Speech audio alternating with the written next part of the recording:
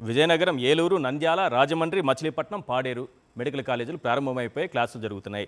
పులివెందుల, పిడుగురాళ్ల, మదనపల్లె, మార్కాపురం, ఆదోని ప్రారంభానికి సిద్ధంగా ఉన్నాయి. నర్సీపట్నం ఒకటి, పార్వతీపురం ఒకటి, ఇవన్నీ కూడా నిర్మాణ దశలో ఉన్నాయి. కానీ వాళ్ళ కంటికి కనిపించట్లేదు. ఎందుకంటే కంటికి కనపడకుండా సారా వ్యాపారం చేస్తున్నటువంటి వాళ్ళకి కనిపిస్తుందా, కనిపించదా? ఒక్కసారి వినిపించండి ఫస్ట్ ప్రజలకి వాళ్ళు ఏం మాట్లాడుతున్నారు. ఆవేశంగా జీవో ఉందా? లేదండి, ఉట్టిదే ఆటలే లేదు. రమ్మని దమ్ముంటే ఎవడని రమ్మని మాట్లాడుతున్నాను. అయ్యో, మెడికల్ కాలేజ్ ఆటలే లేదు. గవర్నమెంట్ లో ఆటలు చూపించుకోను మెడికల్ కాలేజ్ ఆటలు సెంట్రల్ గవర్నమెంట్ ఇవ్వాలి. ఆటో చూపించు, ఒక ఆయన చూపించు నాకు. మెడికల్ కాలేజ్ ఉందా? అక్కడ జీవో ఉందా? మెడికల్ కాలేజ్ జీవో ఉందా? లేదండి, ఉట్టిదే ఆటలే లేదు. రమ్మని దమ్ముంటే ఎవడని రమ్మని మాట్లాడుతున్నాను. మెడికల్ కాలేజ్ ఆటలే లేదు. గవర్నమెంట్ లో ఆటలు చూపించుకోను మెడికల్ కాలేజ్ ఆటలు సెంట్రల్ గవర్నమెంట్ ఇవ్వాలి. ఆటో చూపించు, ఒక ఆయన చూపించు. రైట్. నాగమల్లేశ్వరి గారు, అసలు జీవో ఉందా? అక్కడ మెడికల్ కాలేజీ ఉందా?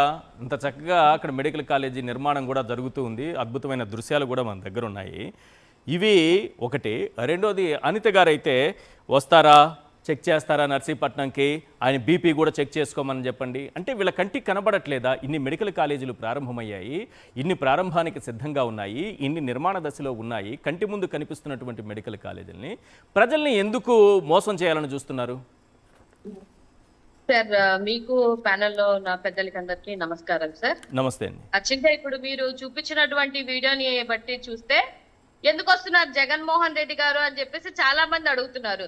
సవాల్ విసిరించి మీరు ఆ సవాల్ని స్వీకరించి ఆయన వస్తున్నారు. మరి ఎందుకు వస్తున్నారు అని అంటే దానికి ఏం సమాధానం చెప్తాం సార్? అనిత గారు అన్నట్టుగా బీపీలు చెక్ చేసుకోమన్నారు కదా. ఇవాళ ఉత్తరాంధ్రలో అలాగే కరకట్ట కొంపలో ఉన్న వాళ్ళందరూ నైట్ బీపీలు, షుగర్లు అందరినీ చెక్ చేసుకోమనండి సార్. ఒకసారి జగన్మోహన్ రెడ్డి గారు వెళ్ళిపోయిన తర్వాత మళ్ళీ ఒకసారి చెక్ చేసుకోమనండి. పెరిగాయా, తగ్గాయా అనేది ఆ లిస్ట్ ని ఒకసారి శ్వేతపత్రంలో రాష్ట్రంలో ఉన్నటువంటి ప్రజలకి రిలీజ్ చేయమనండి. వీళ్ళు అడ్డగోలుగా మాట్లాడుతున్నటువంటి మాటలు రాష్ట్రంలో ఉన్నటువంటి ప్రజలకు అర్థమైపోయింది సార్. ఎందుకంటే కరోనా లాంటి విపత్తు 2 సంవత్సరాలు ఆయన వదిలేసిన 3 సంవత్సరాల్లో ఆయన తీసుకొని వచ్చినటువంటి 17 మెడికల్ కాలేజీలు పర్మిషన్స్ తీసుకొచ్చారా లేదా? నర్సీపట్నంలో ఉన్నటువంటి ప్రభుత్వ మెడికల్ కాలేజీకి అసలు జీవో ఉందా లేదా? అక్కడ కన్స్ట్రక్షన్ అవుతుందా లేదా? ఇది రేపు వీళ్ళందరికీ ఒక క్లారిటీగా తెలియాల్సినటువంటి అవసరం ఉంది సార్. వాళ్ళకి కనిపించదు సార్. పచ్చ మీడియాలకి, పచ్చ ఛానళ్ళకి, పచ్చగున్న ఈ నాయకులకి ఏమంటారంటే పచ్చ కామెర లాగా అడ్డేసి వాళ్ళకి కాలేజ్, ఇప్పుడు మీరు స్క్రీన్ లో చూపిస్తున్నారు, ఇది కాలేజ్ కాదా? ఇక్కడ పర్మిషన్ లేదా? జీవో కూడా ఇందాక చూపించారు మీరు, జీవో లేదా? సో ఇవాళ అయ్యన్న పాత్రుడు గారు అలాగే పాపం అనిత గారు ఈ రూట్ నుంచి వెళ్తే వీళ్ళ ఏమంటారు, వీళ్ళ గుట్లు, వీళ్ళ బతుకులు బయటపడతాయని చెప్పేసి బల్క్ డ్రగ్ విషయంలో ఆమెనే ఒక హోమ్ మినిస్టర్ నే ఇంచు కూడా కదలకుండా నిలబెట్టినటువంటి పరిస్థితులు ఉన్నాయి. అలాగే ఇవాళ రూట్లు మార్చారు. ఏంటి, మహిళలది ఏదో క్రికెట్ మ్యాచ్ అవుతుంది. క్రికెట్ మ్యాచ్ ఎక్కడ అవుతుంది? ఇప్పుడు సార్ వెళ్తున్నటువంటి, జగనన్న వెళ్తున్నటువంటి రూట్ ఏంటి?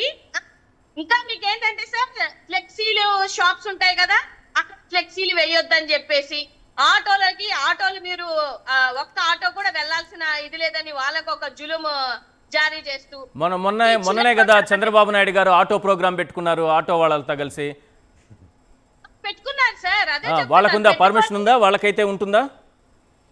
ఏం సార్, వాళ్ళకైతే పర్మిషన్ ఉంటుందా అంటున్నా? పర్మిషన్స్ ఎక్కడున్నాయి సార్? వాళ్ళు పర్మిషన్స్ ఇవ్వట్లేదు కదా. వస్తే మీ లైసెన్సులు క్యాన్సిల్ చేస్తామని చెప్తున్నారు. వీళ్ళు అరాకొరగా డబ్బులేసి రేపు జగన్మోహన్ రెడ్డి గారి ఏదైతే ఆయన వెళ్తున్నారో ఆ భాగంలో మీరు ఒక్కరు కూడా వెళ్ళొద్దు, వెళ్తే మీ లైసెన్సులు క్యాన్సిల్ చేస్తాము, లేదా ఫ్లెక్సీ షాపులకి మీరు వేస్తే మీ షాపులు క్లోజ్ చేస్తాము. ఇంత చిల్లరగా ఇవాళ బిహేవ్ చేస్తున్నటువంటి పరిస్థితులు ఇవాళ ఉన్నాయి. ఎందుకు ఇప్పుడు 65,000 వస్తారో లేకపోతే 1,65,000 వస్తారో రేపు చూస్తే తెలిసిపోతుంది కదా సార్. ఎందుకు భయపడుతున్నారు? పులివెందులు మాట్లాడారు కదా, ఆయన వస్తే మీకెందుకు భయం వేస్తుంది? ఎందుకు భయపడిపోతున్నారు? మీ బీపీలు ఎందుకు పెరిగిపోతున్నాయి? ఇప్పుడు డెఫినెట్ గా రాష్ట్రంలో ఉన్నటువంటి ప్రజలకి అర్థం అవ్వాల్సినటువంటి విషయం, అర్థం అవుతున్నటువంటి విషయం ఏంటంటే నీతిగా, నిజాయితీగా ఒక సామాన్య ప్రజలకి మెడికల్ విద్యను అందించాలని ఒక ఆశయంతో ఆయన 17 మెడికల్ కాలేజీలు పర్మిషన్ తీసుకొని రావడం జరిగింది. ఆల్రెడీ 5 కంప్లీట్ చేయడం జరిగింది. అది మెడికల్ కాలేజ్ ఇవాళ మీరు ప్రైవేటీకరణ చేస్తున్నారు. ఇప్పటికీ స్టిల్ వాళ్ళు చెప్తున్నటువంటి విషయం ఏంటంటే మేము ప్రైవేటీకరణ చేయట్లేదు అని చెప్పి నిక్కస్సుగా నిసిగ్గుగా అబద్ధాలు ఆడుతున్నటువంటి పరిస్థితి ఇవాళ రాష్ట్రంలో జరుగుతుంది సార్. డెఫినెట్ గా కన్నబాబు గారి ఆధ్వర్యంలో, అదే విధంగా మా బొత్స సత్యనారాయణ గారు, చిన్నసీను గారు, కేకే రాజు గారు, అమర్ గారు, వీళ్ళందరి ఆధ్వర్యంలో రేపు జగనన్న ఎట్టి పరిస్థితిలో వచ్చేదే మీ కరకట్ట కొప్పలో ఏమంటారు కెమెరాలో లేకపోతే టీవీలో పగిలేదే.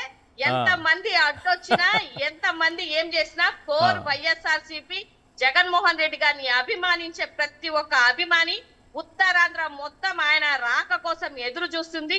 అన్ని సిద్ధంగా మా పెద్ద నాయకులు, మా పార్టీ నాయకులు అందరూ సిద్ధం చేశారు కాబట్టి ఎట్టి పరిస్థితిలో జరిగేదే, మీ బతుకులన్నీ బయటపడేదే. ఎందుకంటే వీళ్ళకి అసలు మెడికల్ కాలేజీలకి వైన్ షాపులకి తేడా తెలుసా ఈ ప్రభుత్వానికి? అసలు ఎట్లా తెలుస్తుంది సార్? నారావారి నకిలీ మద్యమం కంపెనీలు స్టార్ట్ చేశారు వాళ్ళు. సో ఆ నారావారి మందు తాగి ఇవాళ ఆడుతున్న పుస్తలతోటి వ్యాపారం చేస్తున్నటువంటి వీళ్ళకి ఇవాటికే కాదు ఏ రోజుకి వీళ్ళకి ఆ విలువ తెలియదు. వీళ్ళు చేస్తున్నటువంటి ఇప్పుడు ఎక్సైజ్ కి సంబంధించినటువంటి శాఖ మంత్రి లేడు సార్. ఎక్కడ పారిపోయాడా? ఎక్కడన్నా ఉన్నాడా? అంటే మీడియా ముందుకొచ్చి మాట్లాడితే ఎవరెవరి ఖజానాలలో ఎంతెంత డబ్బులు వేశారని వీళ్ళకి తెలుస్తుంది కాబట్టి వీళ్ళ బతుకులన్నీ బయటపడతాయి కాబట్టి ఇప్పుడు వరకు ఎక్సైజ్ మినిస్టర్ అసలు ఈ రాష్ట్రంలో ఉన్నాడో ఇంకెటు వెళ్ళిపోయాడో కూడా తెలియనటువంటి పరిస్థితి.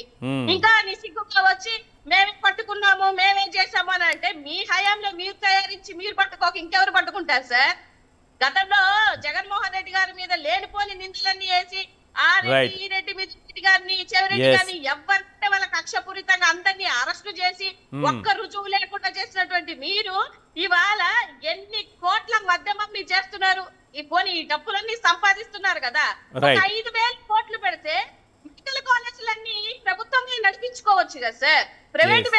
ప్రైవేట్ వ్యక్తులకి అప్పచెప్పాల్సినటువంటి అవసరం ఏముంటుందండి? సో డెఫినెట్ గా రాష్ట్రంలో ఉన్నటువంటి ప్రజలందరూ ఇది గమనిస్తున్నారు. అలాగే ఎవరికైతే ఈ పేద మధ్య తరగతి బిడ్డలకి అందని ద్రాక్ష వలె మెడికల్ విద్యని దూరం చేయాలని వీళ్ళ ఆలోచనకి చెక్ పెట్టే విధంగా రాబో రోజులలో వీళ్ళందరికీ సమాధానం చెప్తారని మాత్రం ఈ సందర్భంగా తెలియజేస్తున్నారు.